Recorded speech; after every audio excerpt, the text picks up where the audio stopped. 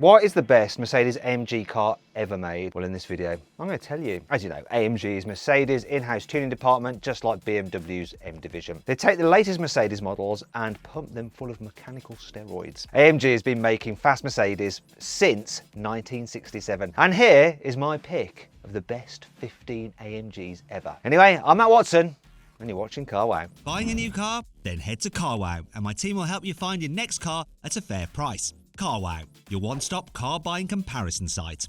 I'm kicking off my list with the 2007 AMG R63. AMG actually made a people carrier, but this is no ordinary MPV, oh no. It had a 6.2 litre V8 with 510 horsepower, so it could do 0 to 60 miles an hour in less than 5 seconds.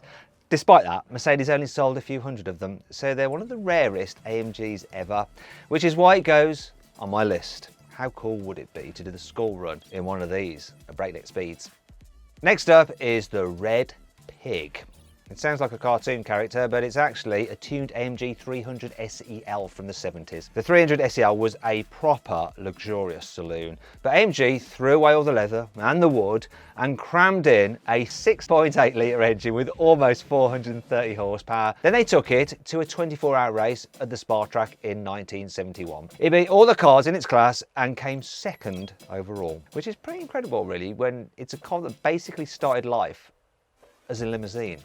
The new AMG G63 is a serious bit of kit, but I put the previous W204 C63 on my list because it was one of the last naturally aspirated AMGs ever made. It had a massive 6.2 litre V8 with 460 horsepower, and it sounded epic with no turbos getting in the way of the exhaust. And if that wasn't enough, there was also a Black Series version with 517 horsepower. I've actually raced a normal W204 C63 against a brand new C63S, the new one with a twin turbo 4 litre V8 that is. And the old W204 actually won. It's one hell of a car. Now, if you want to see that video, click on the pop-out banner up there. It's just popping out, you can do.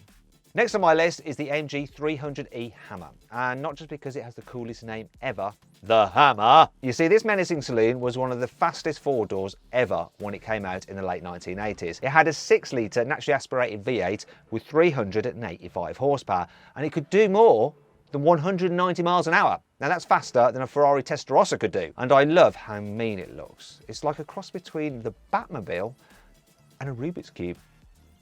I have a real soft spot for this next car. It's the AMG CL65. I was actually really desperate to drive one of these when they came out in the noughties. I love that it looks really subtle, but it has a crazy 6 litre twin turbo V12 engine with 612 horsepower. Now that's the same amount of horsepower you get in the brand new AMG E63S. Even more mental is the fact that it makes 1,000 newton meters of torque. Now let that sink in. 1,000 newton meters of torque. That's more than you get in most modern AMGs. It's insane, especially as all that power goes to the rear wheels. Today's Mercedes SL isn't much to write home about, but the AMG tune version from the 90s is one of the maddest roadsters ever. It came with a 7.3 litre V12 engine, so it pumped out 525 horsepower and would do 0 to 60 miles an hour in less than 5 seconds. What I really love about this car is that its engine was still being used up to 2019 because Pagani was still putting them in special edition Zondas. Shows you how good that engine was really, doesn't it? The AMG A45S is just the baby AMG, but its little 2 litre engine makes 421 horsepower, which means it's the most powerful mass-produced 4-cylinder engine ever. And because the A45S is so small and light, well, it's not actually that light because it weighs like over 1.5 tons, it's an absolute rocket ship. It'll do 0 to 60 miles an hour in 3.9 seconds. And it even has a drift mode because you have to be able to drift an AMG, don't you? Regardless of which one it is. I used to have an AMG G63 and it was brilliant. I love that it looked like a fire truck or Postman Pat's van. I also love the noise from the side pipes. And I loved the way it did 0 to 60 miles an hour in 4.1 seconds, even though it weighed as much as my flat. However, even I'll admit that there was an even cooler version of the G-Wagon, and it's the old AMG G63 6x6 from 2013. The biggest difference, of course, is the extra set of wheels at the back, but this monster truck also has portal axles that lift the whole car up high off the ground for even better off-roading. It also has a 5.5 litre twin-turbo V8 with 544 horsepower, so it's built like a tank, but it goes like stink. Next up is the McLaren Mercedes SLR from the mid-noughties. And before you say it, I know that McLaren actually did most of the work on this car, not AMG. But the SLR does have a proper hand-built AMG engine in it. And that's what really matters, doesn't it? Okay? It's a 5.4 litre V8 supercharged that makes 626 horsepower, and it feels like something out of the Mad Max movie, especially when the huge supercharger spools up. And you've got to love those side pipes. Oh, and the butterfly doors, and the massive bonnet. Yeah, it's insane. It'll even keep up with proper modern GT cars too. I actually raced one against a brand new Ferrari and an Aston Martin, and you'll be amazed how well it did. If you want to see just how well it did, I'll put a link up there. Click on that pop-out banner, go watch the video, you'll see. The AMG GT isn't based on a normal Mercedes. It was actually designed from the ground up to be a proper AMG. And I reckon the best version is the AMG Black Series. It has tons of upgrades, including an all-new crankshaft inside the engine. So instead of a cross-plane crank, it has a flat plane crank, just like a Ferrari, to help it rev higher. However, as a result, it doesn't sound so good.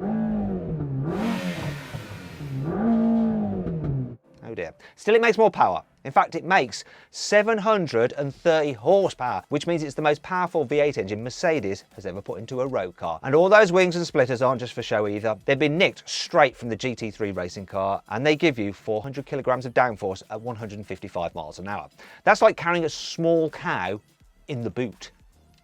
The AMG GT Black Series isn't the only AMG inspired by racing cars. The CLK DTM is another one. This started off as a regular CLK coupe, but AMG bolted in a 5.5 litre supercharged V8 with 582 horsepower and gave it a wicked body kit plus a massive wing. And they did all this because they wanted to celebrate racing driver Bernd Schneider's 4th title in the German Touring Car Championships. These cars look awesome, and only 100 were ever made, so they're super rare as well. Now, Mercedes actually let me launch one of these cars, as well as a load of other classic Mercedes, believe it or not, and I'll put a link to that video just up there. Click on that if you want to watch it. The next car on my list is the E63 S Estate. You know, there's something satisfying about having a 612 horsepower twin-turbo V8 Estate that'll do 0 to 60 miles an hour in 3.5 seconds and hit 186 miles an hour. It looks great on the outside, and it's absolutely lovely inside. Oh, and because it's an estate, it still has space for the dogs in the back. And the best bit is that it's basically just as quick as the AMG GT 4-door, but it's more practical, and it's about £40,000 less. Practicality is all well and good, but sometimes you just want to show off, and few cars shout, "Look at me!" louder than an AMG SLS Black Series. Okay, so some people might think you're compensating for something by having a car with such a long bonnet, but there's a reason for that. You see, hiding underneath is a 6.2 litre naturally aspirated V8 engine with 631 horsepower. Now that's 60 horsepower more than the regular SLS, and it cranks out all that power without any turbos or a supercharger. The Black Series also boasted a screaming 8,000 RPM redline and enough carbon fibre to make a Formula One team jealous. But the best bit is that it kept the SLS's gorgeous gull-wing doors, which are the coolest things ever. So far, the cars on this list are based on road cars, but the next choice started life as a proper thoroughbred racing car. It's called the CLK GTR, and it's a mid-engine supercar from the 90s.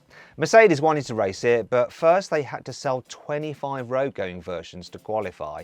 And these are some of the most extreme AMGs ever made. They came with a 6.9 litre V12 engine that made 612 horsepower, and they could do 214 miles an hour. Believe it or not, you could even get the car as a convertible. Problem was, all this race car tech was really expensive.